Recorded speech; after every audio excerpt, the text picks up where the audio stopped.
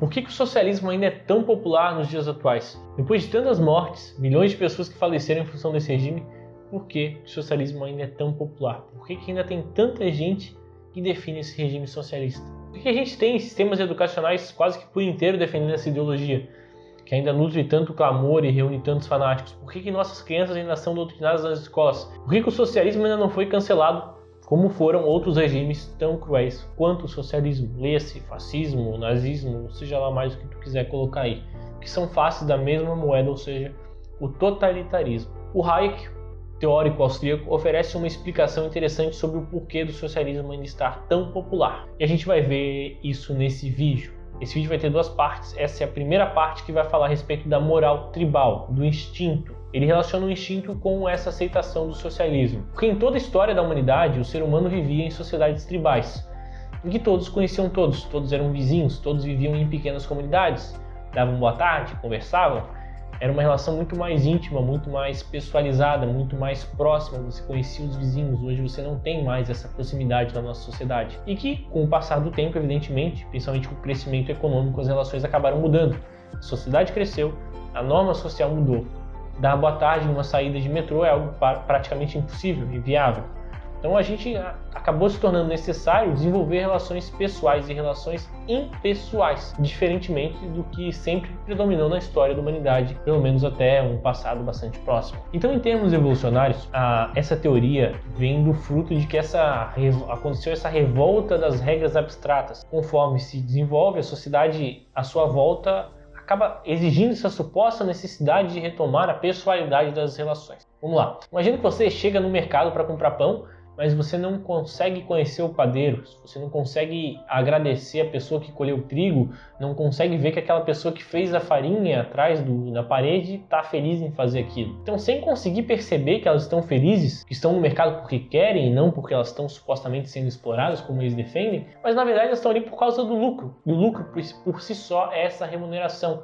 É uma forma de mostrar que elas estão fazendo algo porque querem. Então, são milhares de pessoas envolvidas na fabricação, muitas vezes, de um único simples produto, todas guiadas pela finalidade de atingir esse desejo dessa pessoa que elas jamais vão conhecer, ou jamais sequer vão sonhar em conhecer. E tudo isso sendo mediado pelo mercado, pelo sistema de preço.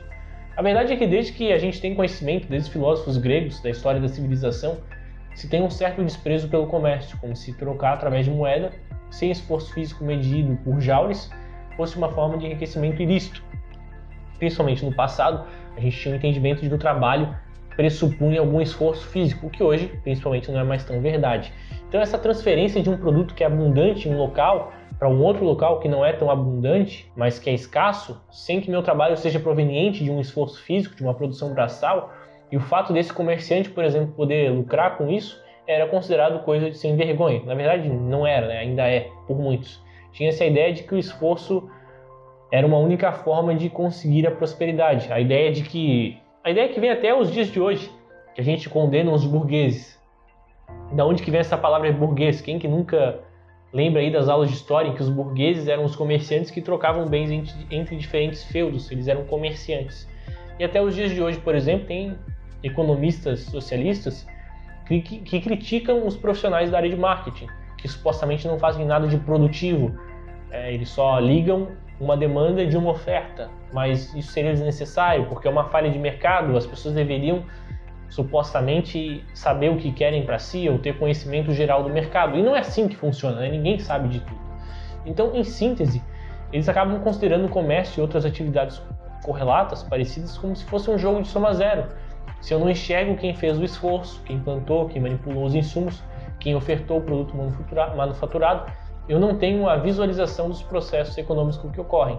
Se eu não tenho do outro lado o cara que fez o escambo, eu tenho dificuldade de ver o ganho, a cara dele de felicidade ao fazer uma troca.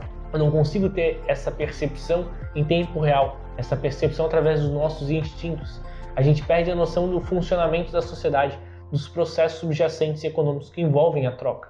Quando a gente passou a utilizar o dinheiro, as pessoas deixaram de enxergar as importâncias de cada processo e os benefícios em cada ação que envolve um produto. Os marxistas acabam interpretando a ideia de lucro como algo que vem da trapaça, algo desnecessário, como se fosse um esforço imerecido. Afinal de contas, eu sou só um comerciante, eu só estou fazendo marketing, não deveria precisar disso.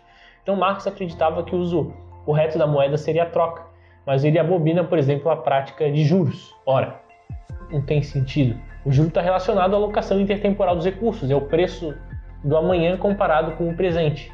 E até hoje se olha a ideia de juros e lucro como algo pecaminoso, algo ligado a conceitos tribais que estariam relacionados ao nosso instinto. E o socialismo está relacionado com isso, com o não entendimento do funcionamento econômico da sociedade, com a não aceitação de que a sociedade não é feita por processos perfeitos, que eu não tenho acesso a todos os agentes da sociedade, que eu não tenho conhecimento a respeito de tudo, e que o trabalho não é medido apenas em esforço físico, mas também intelectual. Me diga aquilo que tu achou desse vídeo nos comentários, se você tiver alguma sugestão, e vamos para o próximo vídeo sobre Escola Austríaca em Pílula.